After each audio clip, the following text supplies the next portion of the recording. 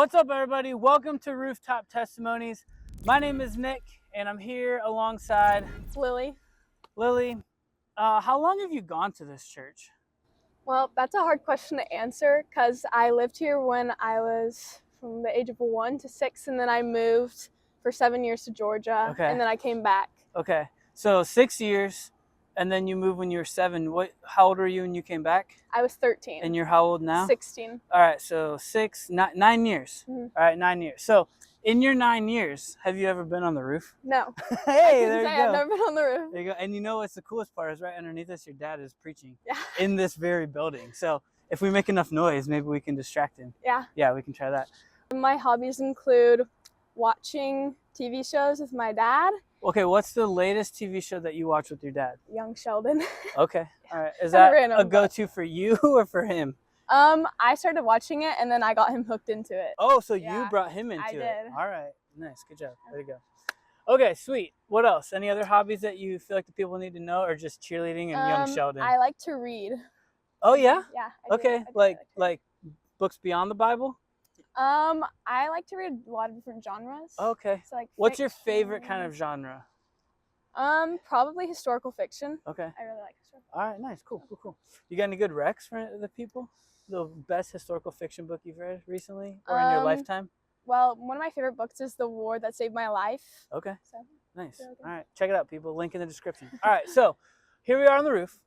Rooftop Testimonies. You're the first one. We want to get to know you, which we did a little bit, but tell us even a little bit more. How did you come to faith in Jesus? Right? What's that story? What led you to that, and why have you decided to not only give your life to Jesus but live your life for Jesus? I was raised in a Christian household. My dad is a pastor at this church. Yep. He's preaching right now. Yeah, he's preaching right now. Mm-hmm. Okay, so basically when I was around 5 years old, my mom and I were going through the crucifixion of Jesus. And I just really felt conviction from the Lord in my heart, and I felt him calling me. And so I gave my life to Christ. Awesome. And that just kind of started this journey of me getting to know Jesus and getting closer to him. Yeah. And it's not like I haven't struggled. I feel like a lot of people misunderstand and mistake people who give their life to Christ at a young age for not struggling or not having doubts and having a lot of sins. But I struggle with saying things just like anybody else. And so yeah, wow, that's great. Thanks for sharing that. So you guys were talking about the crucifixion. Was it Easter time, or just do you even remember, or was it just sort of in the natural kind of flow of your life and conversation that it all came up? Yeah, so I have been homeschooled up until my freshman year of high school. Yeah. And so our curriculum is very Christian based, and so we were going through just the story of Jesus. And just like school. Yeah. Right. Yeah. Okay.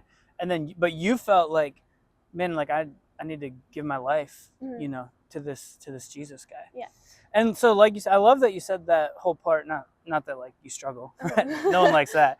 But I like that you said that, because I do think sometimes when we share testimonies, we sort of give off this vibe that and my life is not perfect, and here's this pretty bow on top, and all that, and that's not necessarily what life with Jesus looks like. He said, in this life you will have trouble. He warns us of it. So it shouldn't come as a shock. So talk about some of those growth moments. What have been some of those times in your life that you felt like you've grown the closest to God?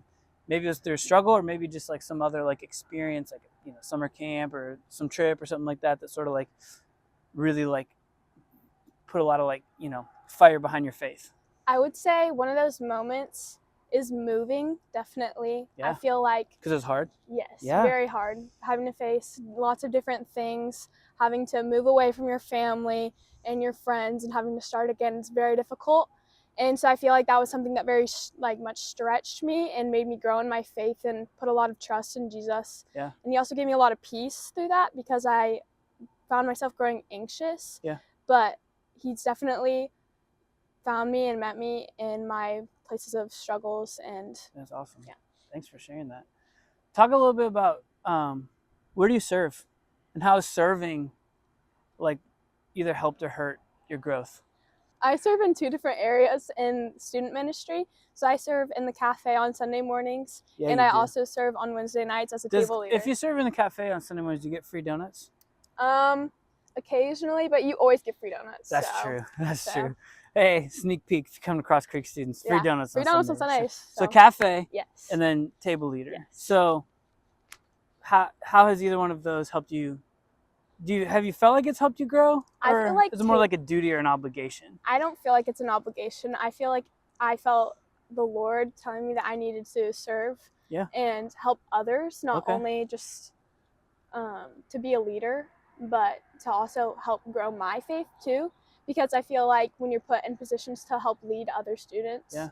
then you are stretching yourself and you're stretching your faith. Yeah. So That's so good. Like, think about that, right? Like, she put herself out there to serve, and in serving, that has not only helped, obviously when you're table leading, you're there to like help lead the table, but there's a self portion of leadership there that you said, like, your faith has also been grown and stretched. So like, serving's not just, hey, come pass out donuts, come lead a table for us, right? Though it does benefit like the church and our ministry, like it's just as much for you, right? In your own growth. It's great. Talk a little bit about grow groups. Okay, so grow groups. Are you talking about like grow groups as in like Talk about the one you're in with Jillian and Kayla? Yeah. How's that? Good, bad, hard? Yeah. Maybe the challenges of it, and then also like how's it helped? Has it helped you grow? I mean, it's called grow. Yeah. I hope it would, but you know. Okay, so for grow groups, I'm in a grow group with Jillian Keller and Kaylin, and it's so fun. It's a way to like stretch yourself and really grow closer to God. I was really nervous when I first started out, but it's nothing to be nervous about.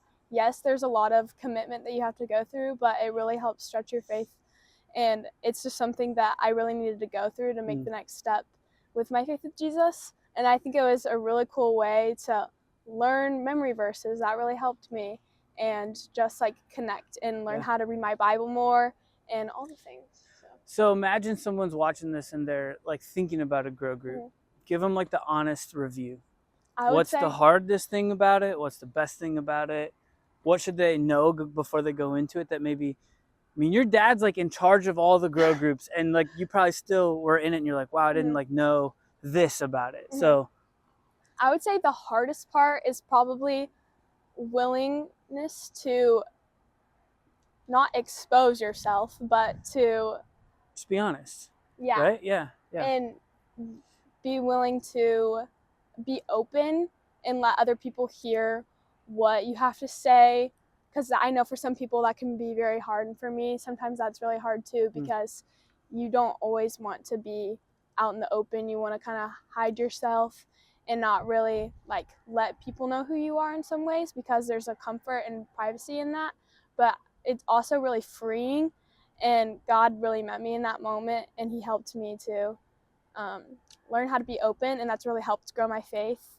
And so, yeah. That's great. And then something that I think is just really fun is you get to grow like really, really good relationships with girls in the group or guys in the group that you're with, and it's just beyond different than a connect group. That's so true. Like a lot of times we think about it like, here's how you can grow in your faith with God, but there's something really special about growing your faith in God with other people. Inside community. Yeah. That's kind of like the secret sauce to it, I think. So awesome. Hey, guys, for Rooftop Testimonies, this is Lily. I'm Nick. See you next time.